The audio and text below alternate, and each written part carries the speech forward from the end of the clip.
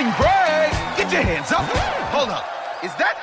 Oh, no, come on now. Where are your tees and shorts?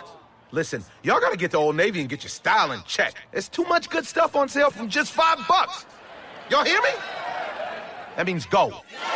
Don't make me put on dubstep. Right now at Old Navy, thousands of spring break styles for the whole family are all on sale. Tees and tanks are just $5 and shorts from $10. Plus all women's swim is 50% off. Run to Old Navy. Valid 3/14 to 3/22. Select styles only. In stores only.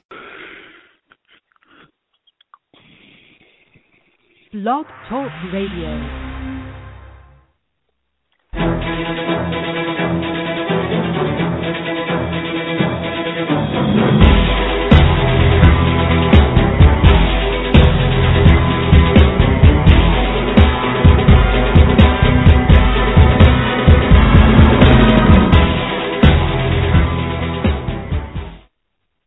Welcome to another episode of The Grueling Truth. I'm your host, Mike Goodpastor, and we have a great show for you tonight. But before we get to our special guest, I want to introduce my co-host, Matt Andrew Scabbage. How's it going tonight, Matt?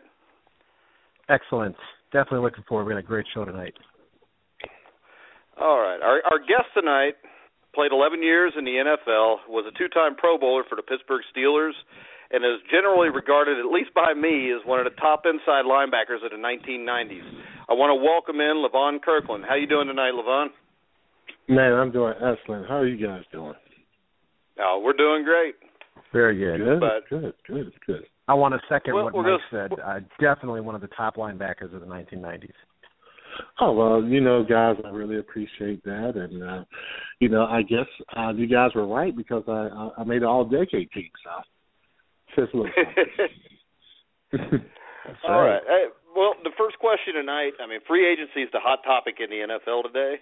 Can you give fans an insight into what it's like for a player? Well, I think it's an exciting time for a player because, this is an opportunity for him to financially secure his future. And also it kind of tells, players what they're kind of worth at that time. So, I've really never been a free agent. They always kind of did my deal, before I got the free agency. But I think it's an exciting time, especially for a guy who's done pretty well, who's really proven himself on the football field. He gets a chance and an opportunity to really make a whole lot of money. So, for the player side of it, it's an exciting time. All right. We got a caller already. I believe it's Troy. Troy, you there?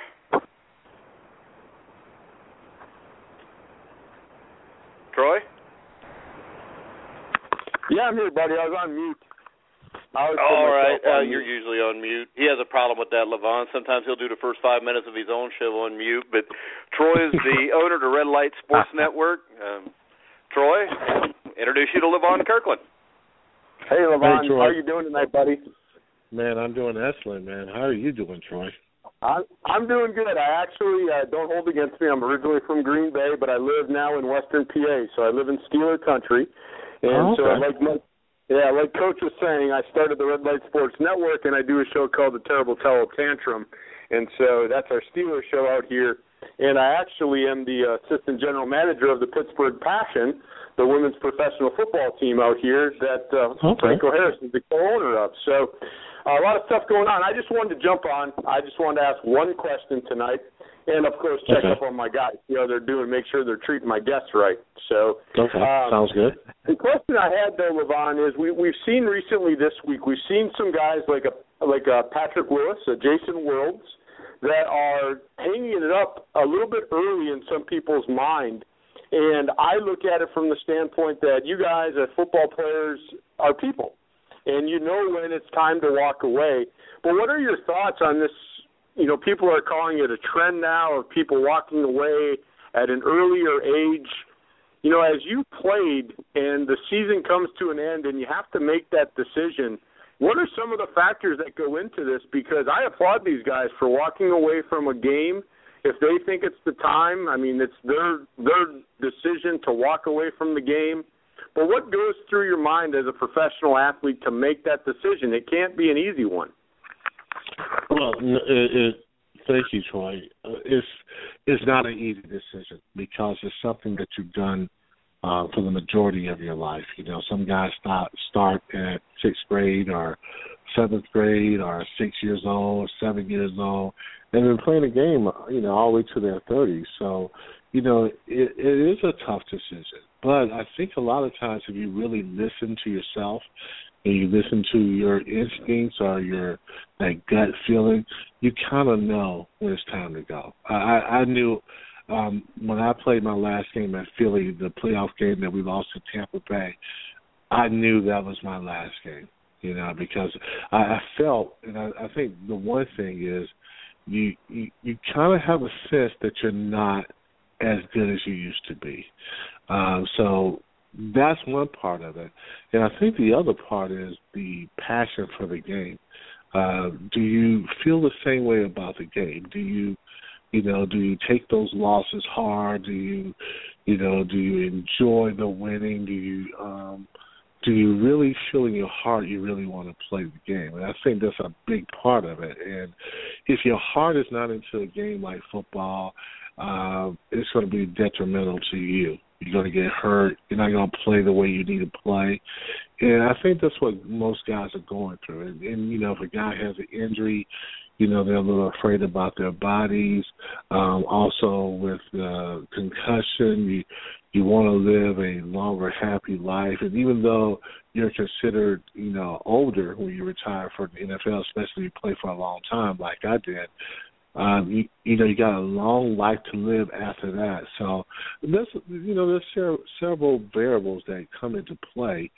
But, you know, I think the main thing is, you know, am I healthy enough? Do I want to, you know, am I healthy enough to go through another training camp, another season?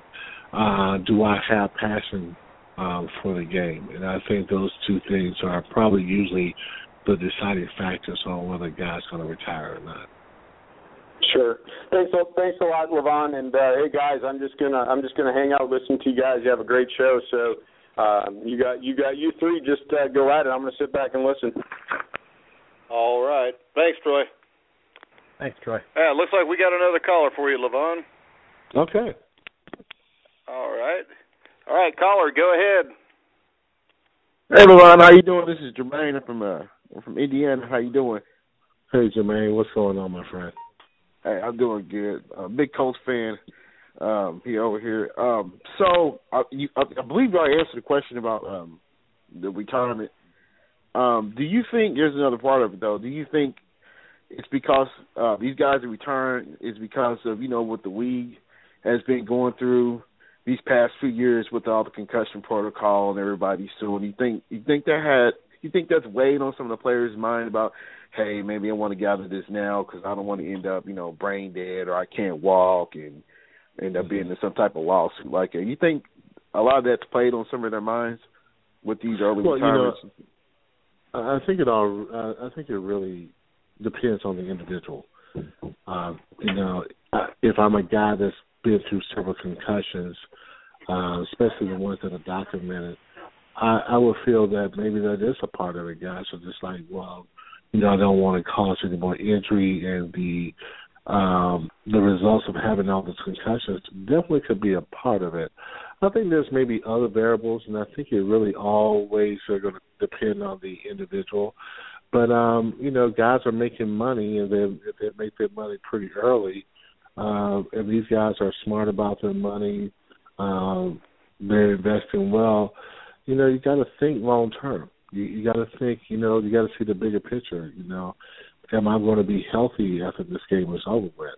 Now, I'm sure that some guys may not think that way. They want to play forever. They want to play for a long time despite any kind of injuries. And like I said before, with the first question with Troy, you know, I think it's, you know, do you have passion for the game? Do you want to keep pressing on?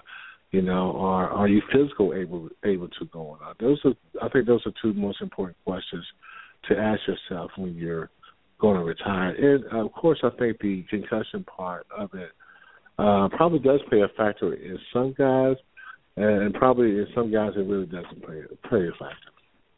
Okay. Well, to play off that, Levon, my question to be was this: in 1995 or 96, I mean, what was done if you had a concussion, or if somebody thought you might have a concussion? Well, we really didn't have a lot of research, really a lot of answers about concussions. It really wasn't thought about back in that time, and I think it's because nobody really probed into it until players start dying and players start suffering after their careers were over with. I think that's when the NFL became reactive more so to kind of see what's going on with concussions. But I'm gonna tell you, in 1995, I think most concussion tests were like amnesia tests, really. I mean, they ask you where you at, they ask you what quarter you're in, and how many fingers? How many fingers? I mean, it wasn't like you lost. A lot of times you didn't lose your memory. It's just, you got a nice little knock on the head. I mean, it's a big headache. But it just wasn't seen. It didn't seem like a big deal. It's like a minor headache or concussion wasn't seen like it is now. So, guys would suck it up, man. They would just go back in the game and continue to play. And like I would tell anybody, football players, we're trained soldiers. We have an ideology at a very young age on how to approach the play of football, how we're gonna do it. There's certain things like characteristics that most guys have, and one of the things is you get back up after you fall down. We tend to believe that we're not going to get hurt or nothing bad is going to happen to you. Yeah, you feel that way, and the truth is, I mean, anybody can get hurt at any time. What I don't agree with is that when people say, well, you knew what you were getting into. No. I don't think that's the case. I think that there was not enough education or research about concussions. So the guys that played in my era, we did not understand what concussions could do to you. There was nobody really coming forward talking about concussions, and you get some radio hosts talking about, well, you know what you're getting into, and we knew what we signed up for. I don't think that was the case. I think that, yes, as far as being hurt, is understanding that you're putting your life on the line. Yeah, we understood that part, but the concussion part was different. I don't think we didn't really have that information, and I think it's unfortunate when people make those kind of statements. Yeah, but from an early age, from the time you play Pee Wee football on, if you get hit hard and your head hurt, well, you get your bell rung. Get back out there. Right, basically. So, I mean, yeah, so you were programmed from the time you were a little kid that it's no big deal, so you got to get back on the field to make a play. Right, and the guys who do it to the highest level are probably the best trained soldiers. They're the tougher guys. They're the guys who are determined, and when you get to that level, man, you're a very determined person. And when you get hit and there's nothing sticking out of the bone or, nothing that's preventing you from running, guys are just tough, man. They're just like, okay, I'm going back in there. I got a little headache, it's no big deal. Kind of what happens doing this line of work. So, like I said, just wasn't, just not well informed of what, the causes of concussions. I think now, the NFL and, college, high school, Pee Wee League, they're taking the precautions of what can possibly happen. But in another fashion, you can't go out there worrying about, am I going to get a concussion or am I going to get hurt? Because then you get hurt because that's what your mind is thinking about, and a lot of times, sure enough, that's what's going to happen. So, as a player, you have to continue to play the game, understanding the risk, but also playing the game the way it should be played. Yeah. Well, you talk about trained soldiers. As soon as you said that, I immediately thought of Coach Cowher. Could you talk about what it was like to play under Coach Cowher?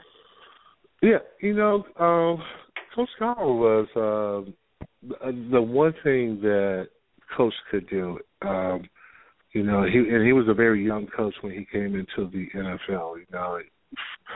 34. That was really, I think we had maybe a couple of guys older than him. He was the head coach. But as a player, what you really appreciate is he brought a lot of fire to the game. A lot of energy, and it wasn't fake energy. It was energy that was genuine. It was energy that you could feed off, and he was going to congratulate you if you did something good. So if you're fresh from college like I was fresh from college, I think you really appreciate that enthusiasm, that the guy had a lot of passion for the game. And he had he was a special teams guy, and so he really emphasized that. Bill was also a guy who believed in having a great practice and how that practice would carry over to the game. So, I love playing for Coach Cowher. I really did. I think he had a pulse for the players. I think because he was a player, he understood the pulse of the player, and he was very effective. He was very effective, good personality, a guy that could really motivate you to do some great things. I think he screamed and hollered a little bit too much, especially as I got to be an older player. You're just, you're like, okay, we understand what we need to get done. But I think as a younger player and even a veteran player, I enjoyed playing for Bill Cowher. I thought he did an excellent job. He really gave us somewhat of a swagger and a way to play. He comes from the area, and he just kind of gave us that toughness in Western Pennsylvania that really related to the Steelers. And we went out there and we did our thing. He really demanded toughness from us, and I think that's what we displayed on every Sunday. Just tough, gritty, grindy, blue collar football players, and I think that's the kind of man he was. He understood Pittsburgh and the environment, and he really thrived there. He did a great job. You were a rookie the year that he was hired, if I remember right. Mm-hmm. Was it? Were you able to connect with him because you were both kind of starting out at the same time, going in with a rookie head coach? Did you guys have a little connection there? I thought we had a pretty good connection.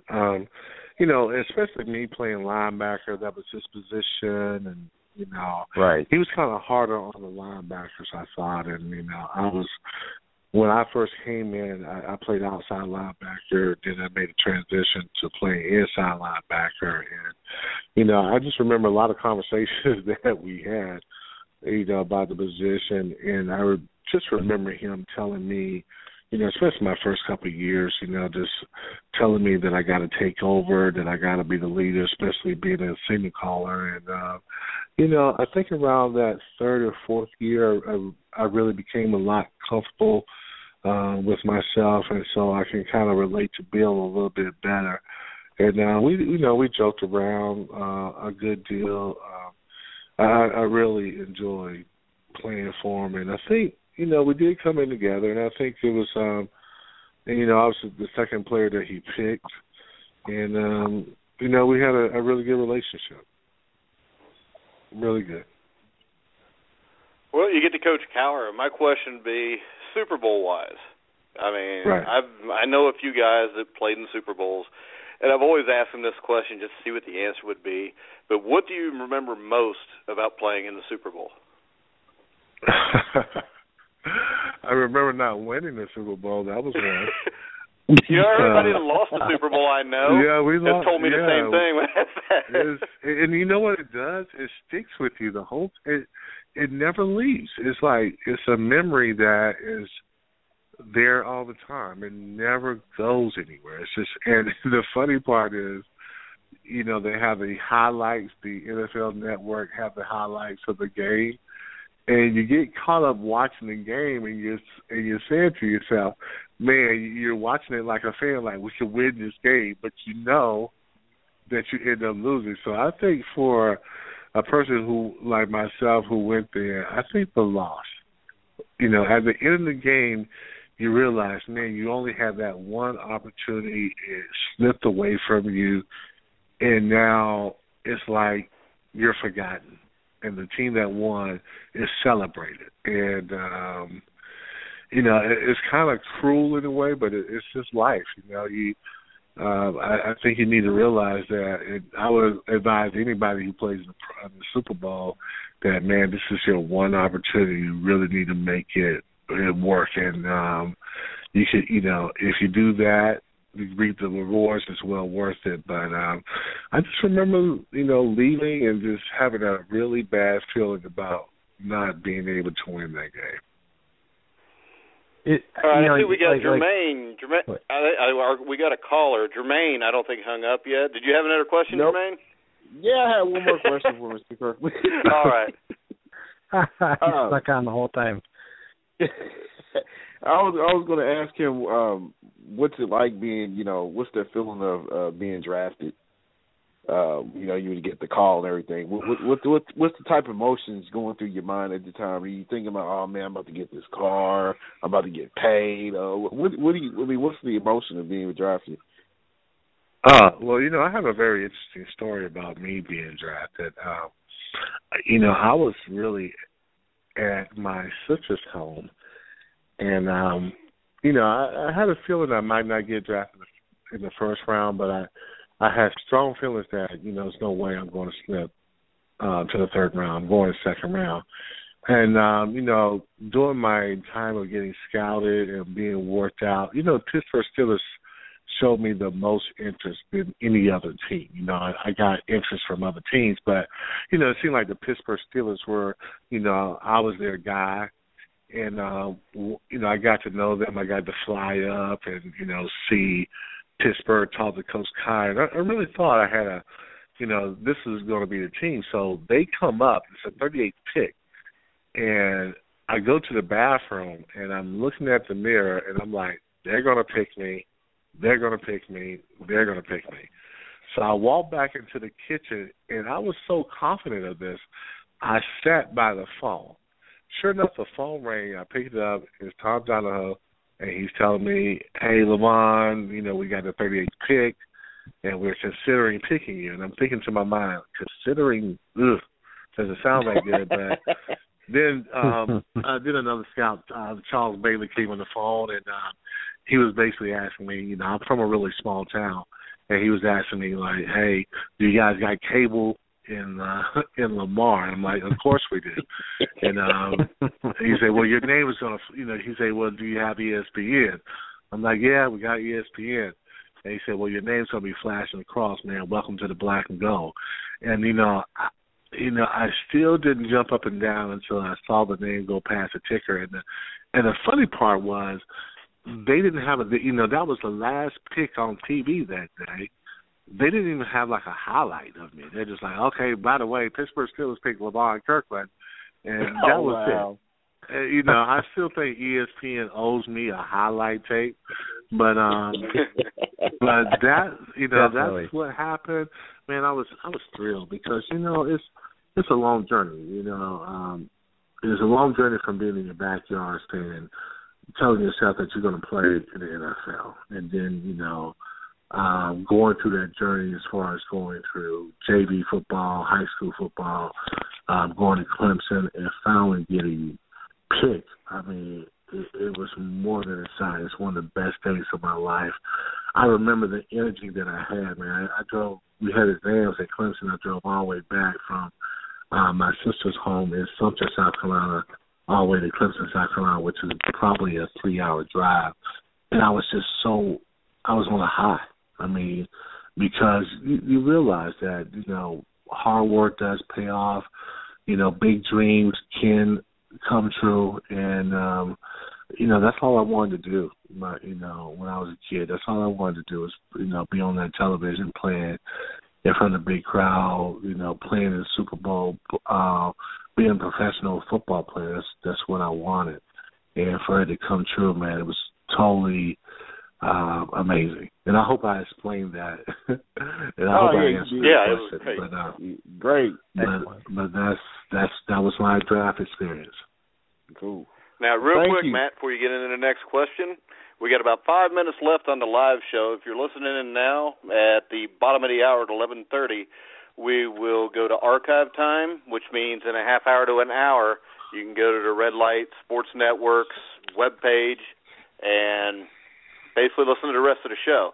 So with that being said, also next week our guest will be former Ram and Giant defensive end great Gary Jeter.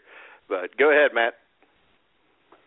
Levon, question I had, probably my favorite play of yours was in the 1994 AFC Championship against San Diego. The Chargers were inside, I believe they were inside the 5. It had to have been inside the 5 because Natron Means tries to go over the top. Right. And I remember watching it, and you jumped up, and he went down like a building. Right. And he was a big man for a running back, and he looked like you knocked him down like a rag doll. If he wasn't the toughest running back that you ever faced, who was? Wow. Well, Natron was a big running back, and I definitely remember that play. Natron played in the ACC. He played with the University of North Carolina. And, just watching film, and I knew in that situation, Natron was a jumper. So I knew that if he had an opportunity, he was going to try to dive over the top. And, I just was able to time it pretty well and actually kind of spin him sideways. So, a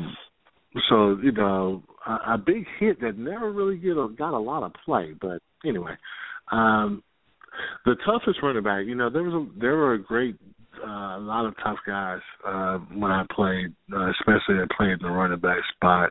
I think the one guy that everybody feared was Barry Sanders because Barry Sanders at any point in time could really make a huge play. But the guy that I had battles with, and you wouldn't think of him first would be Sam Gash. You remember Sam Gash from the New England Patriots? We actually played more of a fullback position. And, that was back in the day when they used to run the lead and all that mess. And he was a guy, that never backed down.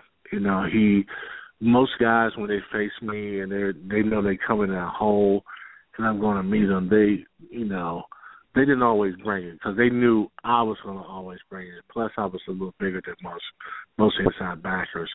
But Sam would never back down. And, we had some collisions that were outstanding. And it was, it's that battle within the battle, and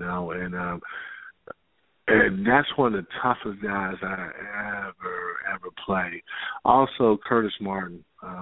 Curtis was a guy that was such a good runner, had great vision, saw the whole picture, and he had some big games against us. One time when he was playing with the Patriots, just a regular season game, this guy had maybe 200 yards, which was really. We never gave up that many yards before. And I remember also in the playoff game, that foggy game that we had, he really had a great game then. So, Curtis was definitely a tough guy that, I didn't really particularly like playing against. But, you're talking about the NFL, there's a lot of guys that you could probably say, I was a tough guy. But my personal battle with Sam was definitely one I will never forget. And I also thought Curtis was a really good back. I'm going to tell you the guy who I like playing against was I like playing against Emmitt Smith. I mean, I just thought Emmitt set the bar. He was a measuring stick, and I like playing against him. But Barry Sanders was probably the scariest guy that you just didn't want to go against him because you knew what he could do. And you knew that, he could break an 80-yard on you at any point in time, that he could not only do that, but he could make you look really silly playing the game. Probably didn't want to end up on a poster. When you're going against Barry Sanders, it was more of a group effort at the time. It's just like, please don't leave, help me out tackling this guy. So I like Barry Sanders. I mean, he was phenomenal. But me and Sam Gass, man, we had some battles. So that's the guy. Well, thank you for that. That's great stuff. Mhm. So I'll tell you, the play I remember most from you was Super Bowl 30. Would you talk about Emmitt Smith? I think you guys held Emmitt Smith at like 50 yards for that game too. Mm-hmm. Wasn't for the couple interceptions, I think you win the game.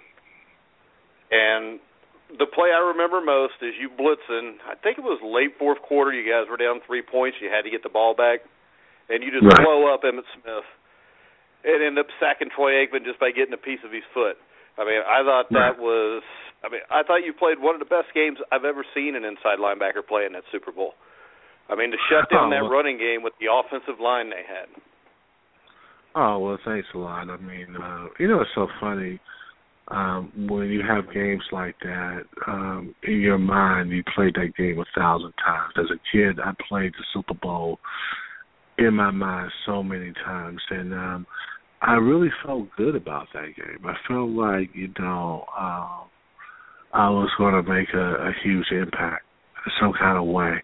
The first play I stepped the wrong way and they ran like 20 yards on us. But, once your nerves... I wasn't going to bring that one up. Once your nerves come...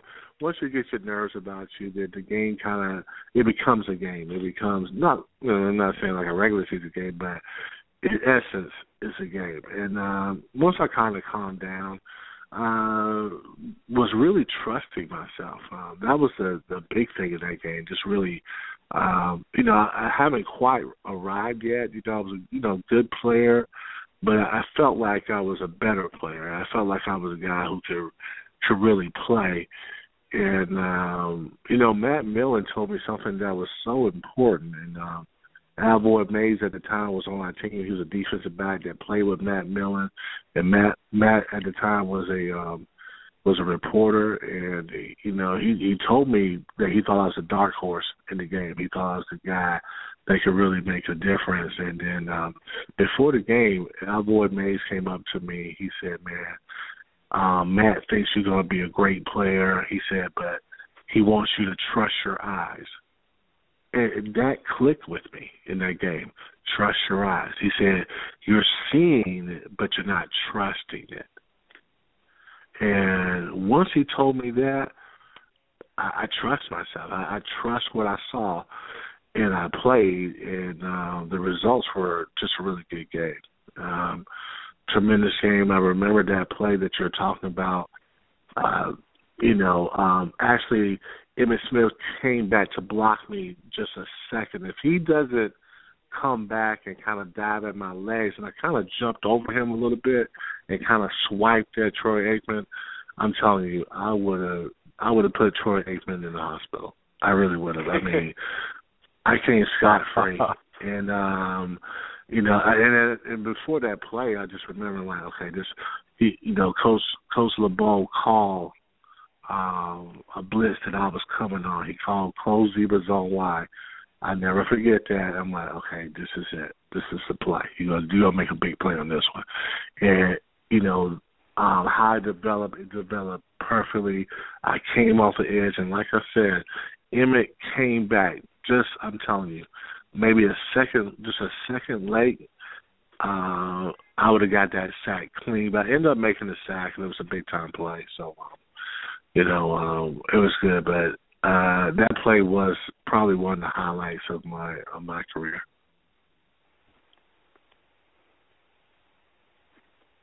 I got one more question for you. You said how when you were a rookie, you started out as an outside linebacker and you transitioned to inside, and then later in your career, when Greg Lloyd went out with an injury in '96, you transitioned back outside, and there were those that thought that, well, you're a bigger inside linebacker, you might have trouble covering guys on the outside, and you actually got 4 interceptions that year. What do you find? Was one position easier to play than the other? Was it difficult to transition? Well, actually, what happened with that situation was I was just a first and second down guy. Third down, I would come off the field. And Greg would be the inside dime backer, the third down package guy. He moved to the inside. Chad and Kevin were on the outside. So when Greg got hurt, that gave me a chance and an opportunity to play all three downs. And I think the issue was, could I play on third down? Now, I could always cover. That was probably one of everybody sees me as a run stopper, but honestly, I could cover pretty well, too. I was really good in pass coverage. And, if a tight end would go down the seam, I could play that very effectively. And really, that helped us on defense because I was able to do both when I was out there. And I think it really actually surprised them that I was able to come in and really play that well in those third down situations. And I ended up getting interceptions. And, just a funny story, that season, man, I would practice with the defensive coordinator now with the Philadelphia Eagles, Billy Davis. He was a quality control guy with us. And, we would stay after every practice, and especially in training camp, and he would just throw me balls. If I dropped one, we had to start back over. So, I always practiced catching interceptions. I was a wide receiver in high school, so catching the ball wasn't foreign to me. And, the transition wasn't hard. It was something that I was looking forward to. I just needed to get a chance to do it. Unfortunately, Greg got hurt, but it gave me the opportunity to show everybody that I was more than a run stopper, that I was a versatile linebacker, and that I was a linebacker that was just unique at the time. I was just a big linebacker, but I was very light on my feet. Change of direction was very good. I never was out of shape. I never missed a game. Very durable. So it basically, I think it caught our coaches by surprise too. It caught them by surprise so much that the next year, when Greg came back, he got the job back. And some of the reporters were asking me like, "Well, wait a second, you just made the Pro Bowl, playing all three downs, and now they're putting you to two." And I was being very professional at the time, and I just told them that, hey, it's not my decision. I'll be ready when they need me. But I end up, going back on all three downs, having an incredible season that year when going back to the Pro Bowl. So, a lot of times people love to or want to put you in a box, and you just have to show them that, that you're better than that. And I test that theory. I test the theory of a big man that actually could play the inside position. So I look back on that as a unique time, big linebacker. I think back then I didn't appreciate it as much as I appreciate it now, that I was able to do the things I could do, being the size that I was. So, it was, how things happen by accident, champagne, things that Coca-Cola, things that happen by accident. That was me too. I mean, Greg got hurt, and, I was the next guy up, and, next thing you know, I'm getting interceptions at that position. And, I think like I said, I surprised everybody, including our coaching staff. Yeah, you brought up a name there that, as a Bengals fan, he coached here for a while. Just resigned from the Steelers. I think he took a job with the Tennessee Titans. But what was it like to play for Dick LeBeau?